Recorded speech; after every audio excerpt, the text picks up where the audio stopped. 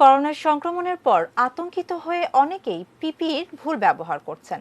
অন্যদিকে corona doctor স্বাস্থ্যকর্মীরা পাচ্ছেন না পিপিই। বিশেষজ্ঞরা বলছেন বিশ্ব স্বাস্থ্য সংস্থার গাইডলাইনের বাইরে পিপিইর যথেচ্ছ ব্যবহার সংক্রমণের আশঙ্কা বাড়াবে। আহমেদ রাব্বি তানিমের রিপোর্ট।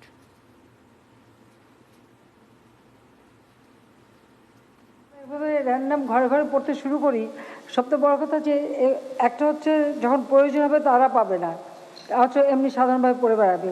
দ্বিতীয়টা হচ্ছে এগুলি ডিসপোজাবেরও ব্যবস্থা, এগুলি যথাযথভাবে যে ডিসপোজাব করতে হবে, ডিসপোজালের কি ব্যবস্থা আছে সেটা তো আমাদেরকে দেখতে হবে। অবশেষে পিপিই নিয়ে নির্দেশনা দিতে বাধ্য হলেন প্রধানমন্ত্রী।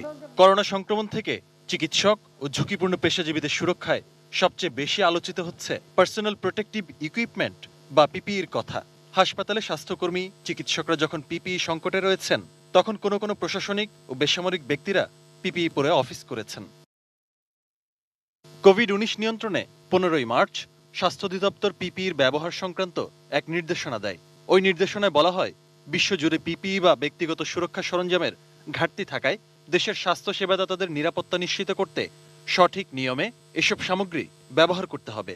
কে কখন কোন ব্যক্তিগত সুরক্ষা সামগ্রীটি তিনি ব্যবহার করবেন, শুধু মাস্ক এবং গ্লাভস কখন ব্যবহার করবেন, আর পূর্ণ সেট পিপিই কখন ব্যবহার করবেন N95 মাস্ক সহ, সেটা আমাদের স্বাস্থ্যকর্মী চিকিৎসক সবাই সেই বিষয়টা আবার দেখে নিতে পারেন।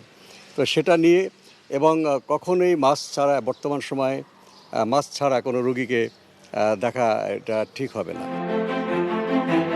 যাদের সরাসরি করোনা রোগীর সংস্পর্শে আসতে হয়, তারা কিভাবে নিজেকে সুরক্ষিত রাখবেন তারও একটি গাইডলাইন রয়েছে বিশ্ব স্বাস্থ্য সংস্থার।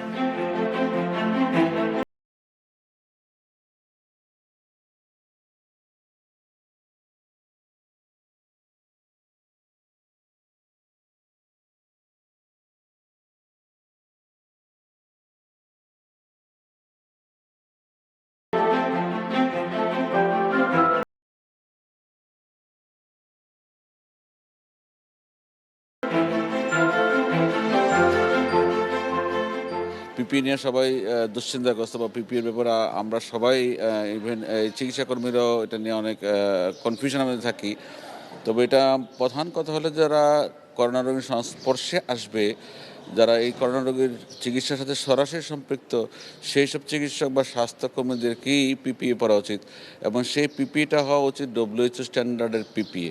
এরকম একটা পিপিই কারো পরা উচিত না যে পিপিইটা ওরকম স্ট্যান্ডার্ড পিপিই না। আহমেদ রাব্বি তানিম, ATN নিউজ, ঢাকা।